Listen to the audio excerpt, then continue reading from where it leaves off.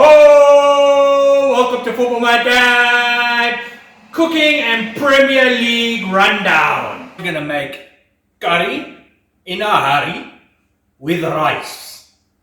We are doing a recipe from my mother, but we are substituting some of the stuff. So she normally uses cube meat. My kids love mince. So what I've done is I've changed the cube to the mince, or the chicken to the mince, and she normally adds pineapple, and I'm not going to add the pineapple because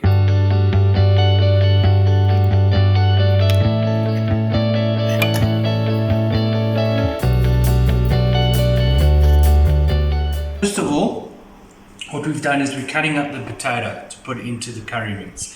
So if you come close here, I'm going to just show you what I do to prepare the potato.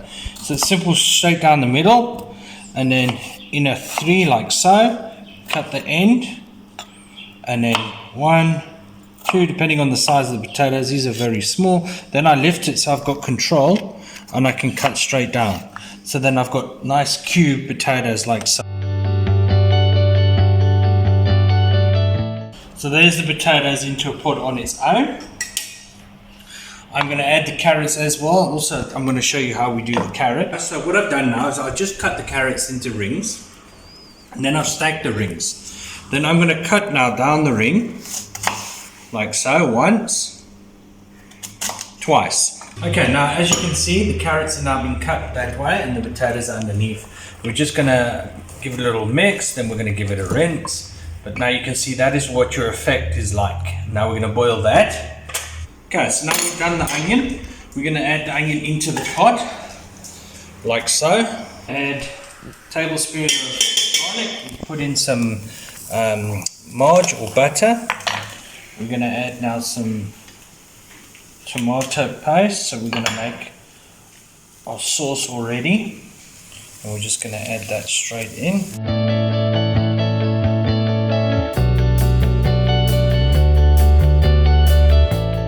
1 tablespoon of sugar and a half. Now we're going to add our mince so that we can get it a little bit fried as well.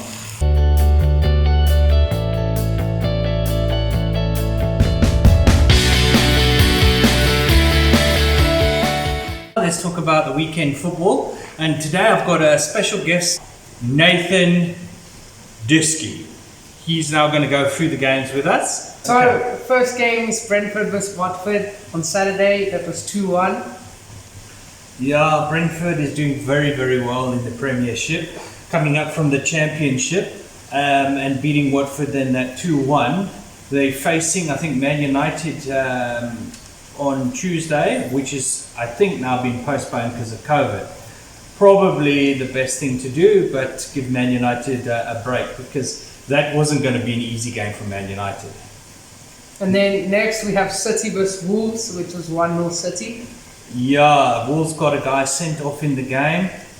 Saying that, Man City always seem to pull out a win, and yeah, they won 1-0 even though Wolves were down one guy, and they put a hell of a fight and deserved at least a point from the game. Then we have Arsenal vs Southampton, which was 3-0 Arsenal. Arsenal's kicked back into gear again. They did have those 2 losses on the bounce, us and Everton. They have now pulled it together again and had a very good victory, because Southampton is not an easy team to beat. So anybody that thinks, oh, it's just Southampton's got a good manager. He manages a team that doesn't have fantastic players, and they are very competitive in every game that they play. Then we have Chelsea vs Leeds, which was 3-2 Chelsea. That was a fantastic game. I watched that game. Being a Man United supporter, I was watching here and there. So Leeds scored first, and I thought to myself, Chelsea's wheels of the bus is going to be falling off. But again, Chelsea comes back into the game and eventually wins 3-2. I cried for 20 minutes thereafter. Then we have Liverpool vs Aston Villa, which was 1-0 Liverpool. That also was a fantastic game. Aston Villa gave everything with Steven Gerrard as manager. He set up that team so nice, so well, and it was a late, I think, penalty that was given to Liverpool, and which was put away to give them that victory. Again, a champion trait of even if we're not playing well or it's hard to win a game, we find a way to win. Norwich, West Ham United, 1-0 United.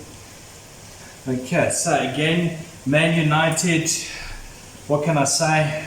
To me, it was playing exactly like Oli played. There was really hardly any difference. Yes, there was a structure. Yes, they did try to press.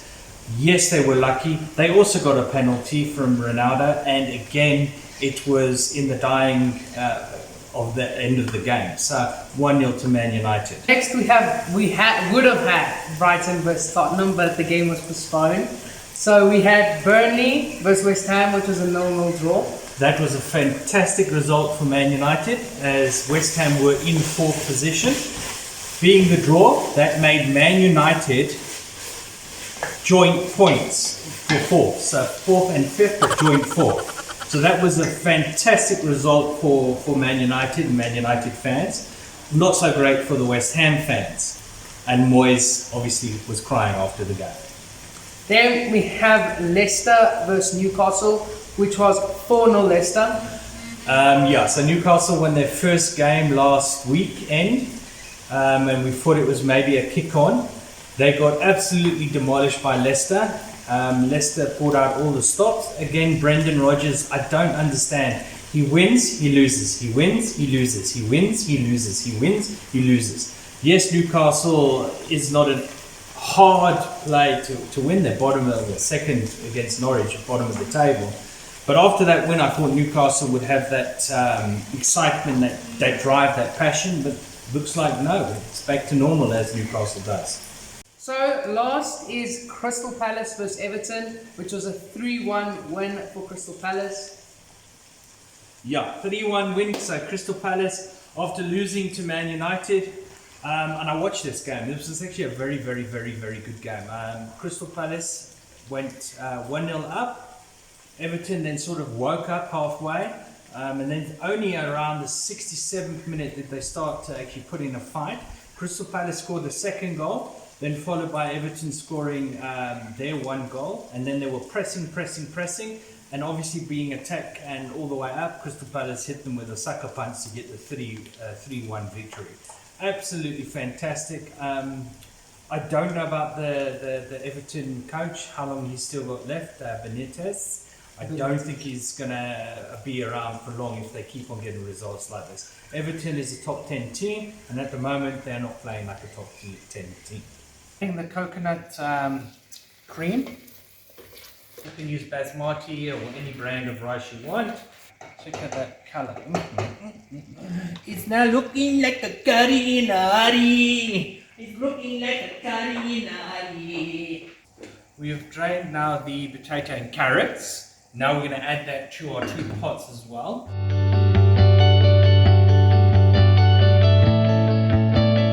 Okay, so now we're just going to add the sauce to it. And then we're going to go simmer. Here's the end product that you want to achieve. This one here is the curry one.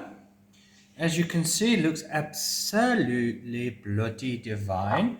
And this is the ladies one, no curry. You can serve this with some coconut, some bananas. You can also then put some chutney on it. Nathan Diskey, be my guest. Have a little bit of the curry in a hurry and tell us what you think of it. How does it taste? Describe the taste in your mouth. Oh, that's actually really nice. Yo. Hey, thumbs up!